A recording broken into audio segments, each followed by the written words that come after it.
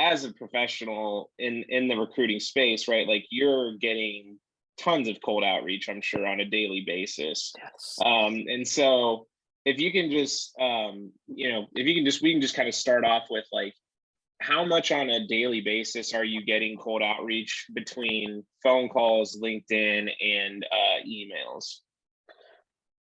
So I'd say I really don't get much through emails. Just a couple a week. Not much there, and even phone calls. I mean, if we're taking out just the general spam calls of just that, like we're taking that out of it. Calls probably like once or twice a week. So not a lot heavy on calls and emails, but on LinkedIn, which I'm very active on, I get hounded. I mean, it's not a reach to say almost 10 a day. It's insane, and I don't. It's probably is a question you're going to ask later, but so many of them aren't even relevant to anything that I do whatsoever. Like so far off base that I don't even I have no idea how it came up in their search or their spam blast, whatever they're doing. I have no idea.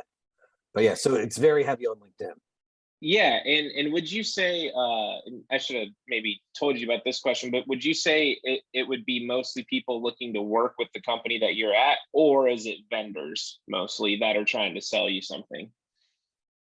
Oh yeah, no, these are vendors trying to sell me Sure. something, or even like a staffing agency trying to partner with us in that form.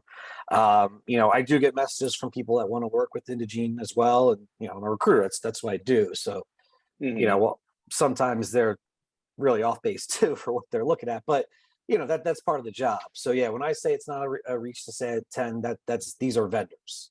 Sure, gotcha.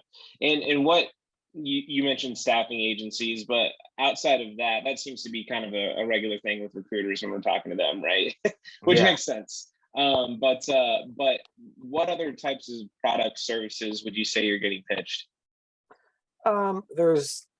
There's like ATS companies that reach out to us, so the applicant tracking system companies. Um, there's a million different types of HR software out there. Um, I guess because I'm in talent acquisition, I get lumped into HR. So lots of HR things like companies that do like that, like where HR can gift things to people, like random things. I actually got this. I did their demonstration because they gave me a free gift of this little speaker. I'm trying to can't really see it, but um, but no. So lots of like HR services.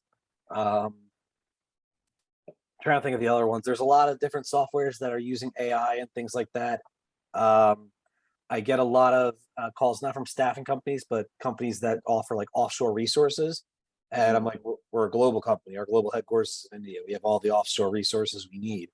Um, Marketing companies that want to pitch us marketing things, and again, we do our own digital marketing. Um, I had a company trying to pitch me software for manufacturing, which I don't work for a company that actually manufactures anything. So that was interesting. So I mean, it's a wide variety. I'd say the most common are probably staffing companies and different HR services or softwares. Sure. And when you do get cold outreach like that, whether in every, it depends on, it obviously depends on the company and like what you need at that time, where you guys are at, from a quarter to quarter standpoint. But how likely would you say you are to take a meeting from cold outreach, and would you say that you have in the last 6 to 12 months?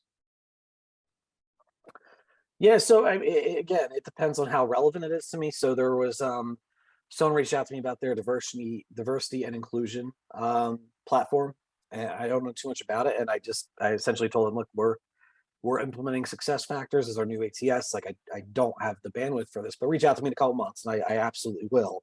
So something like that, I would. Um, so to get me to actually want to listen to a pitch or a cold outreach of any sort, one, I you can always bribe me. Like I said, I collected a plethora of gift cards from doing different demos and stuff like that.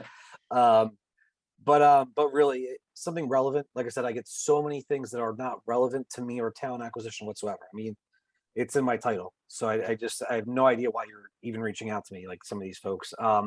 So relevancy, again, I can be bought, and I guess the other thing is just have something interesting. There's just so Yeah. many just are bland. I mean, I'm big on, my part of my job is to attract candidates, right? How do I get them to respond to me about my job? So I try to do different things with my LinkedIn like messaging campaigns. I did a campaign with Vanilla Ice lyrics, and I got a like 60% response rate, which is fantastic. Like do something to stand out. Just stop sending these like templates. So yeah, that will likely to get me to respond more too, is if they have something interesting or engaging, something to hook you. Yeah, yeah, absolutely.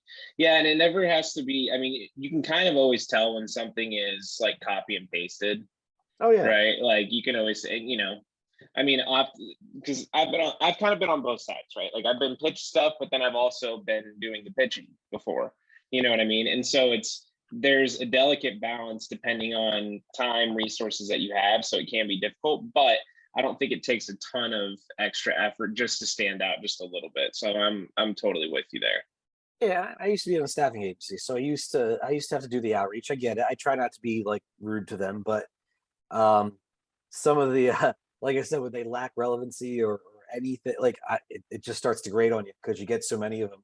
You can only be nice so many times. Right, right, 100%.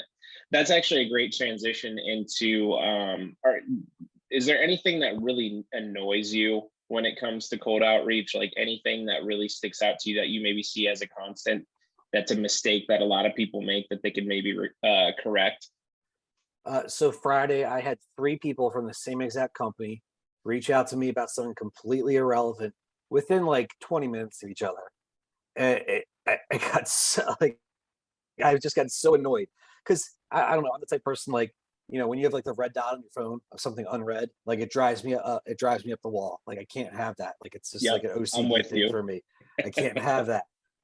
So when I get these messages, I need to, if I read them and I don't respond to them right away, I will forget about them. So I try to respond to them pretty quickly. And like when you just get inundated with the same thing from three different people from the same company, it drives me up a wall. So I don't know if that's part of their CRM not tracking things correctly, or they're not using Salesforce properly. But that drives me absolutely insane. Yeah, yeah, absolutely. I'm 100% with you there.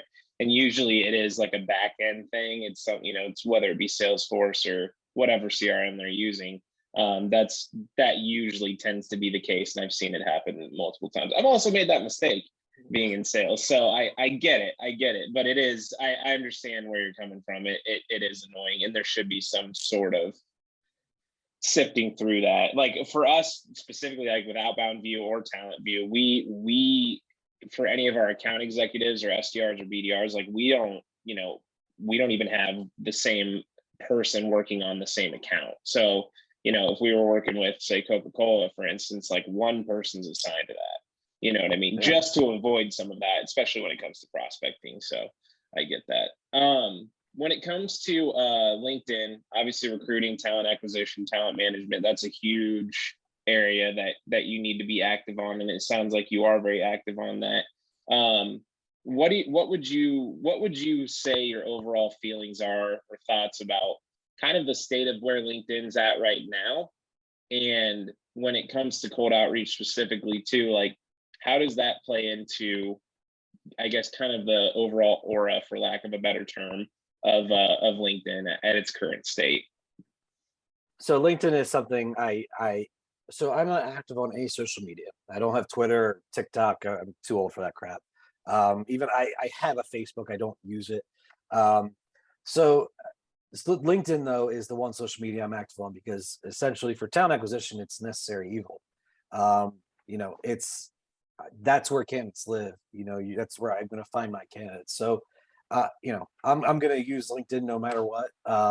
Again, the cold outreach can be annoying when people just spam through it and don't try to be relevant and things like that. But it's a necessary evil. So there's nothing you can really do about it. I'm going to continue to use it. In talent acquisition, there's no way around it. I'd say Mhm. 90% of the recruitment I do is through LinkedIn. So yeah, it's there. Like I said, it's a necessary evil. Yeah, yeah, I absolutely. love it. And so, kind of just a follow up question to that, then, I mean, if you scroll down any of LinkedIn, unless you've been living under a rock on LinkedIn, right? Like, there's so many um, there's so many posts currently about people either being laid off or people Yeah, seeking a new position, or any, whether it be voluntary or involuntary, right? There's a lot of people out there using LinkedIn, or using their entire network, which is smart, right? To be able to connect with potential job openings. What would be some tips, if you have just a handful, or just one or two, that would be really helpful for some of these people who are seeking new opportunities, and maybe were in a role for a while that they had really settled into, they were comfortable with.